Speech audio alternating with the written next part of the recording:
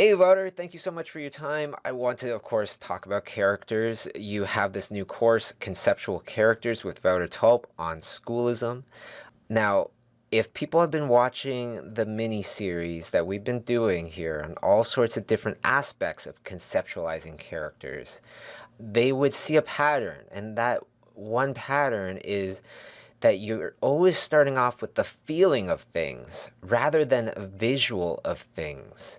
So I wanted to take this opportunity to talk about how does the feeling of things eventually become the visuals, the real like sketches, the ideas. How do you review your sketches? Let's talk about that transition between the feeling and what's the next step. Mm. Yeah, I think much of that process is also trial and error, because you have an idea in your mind and you have to, the whole course is about coming up with ideas, but the ideas mean nothing if they're not turned into designs. Eventually, we need the designs to be the communicating for us and representing those ideas.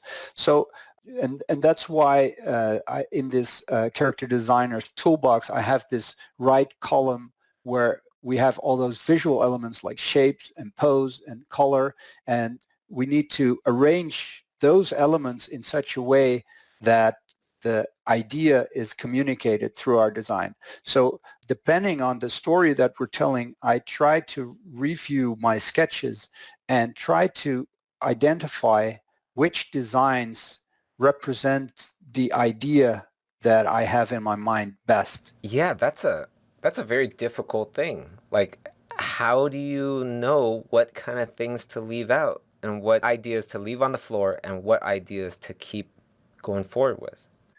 Yes. Well, in the course, I have some really specific examples where I really have a lot of sketches where I show this process.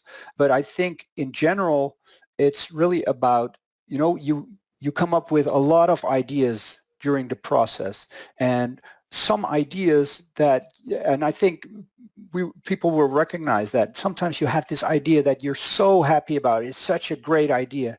But if you're really honest, I think that's where what makes the difference. If you're really honest, you know that that idea is a great idea, but it's not telling the story in the very best way. Or sometimes you have this direction for your character, and there's this element that is this great idea, but for this direction, if this is the story you want to tell with this character, you need to leave out this idea. So it's really a process of killing your darlings and being honest with yourself and making the decisions that help to tell the story in the very best way.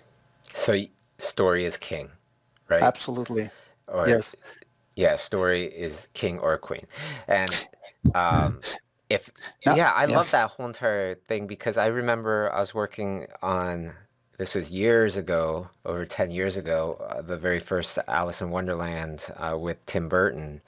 And I had this really great idea that I really loved for the caterpillar. And there was a part where the whole entire thing I loved about the caterpillar design was that it looked like it was wearing a little tuxedo because of the pattern of the stripes on the caterpillar and such. But there's a part in the story where Alice is looking at the caterpillar from a tiny little version, right? The real life version. And that's supposed to look like a real caterpillar. But with Mm. that kind of elaborate design, it wouldn't be believable anymore. So that's kind of like a example. Absolutely. Yeah. Yeah. Excellent. Well, if conceptualizing ideas is a difficult thing, conceptualizing characters is extremely difficult. And if you want to learn more, hey, take Wouter's course, check it out, Conceptual Characters with Wouter Tulp on schoolism.com. Thank you, Wouter.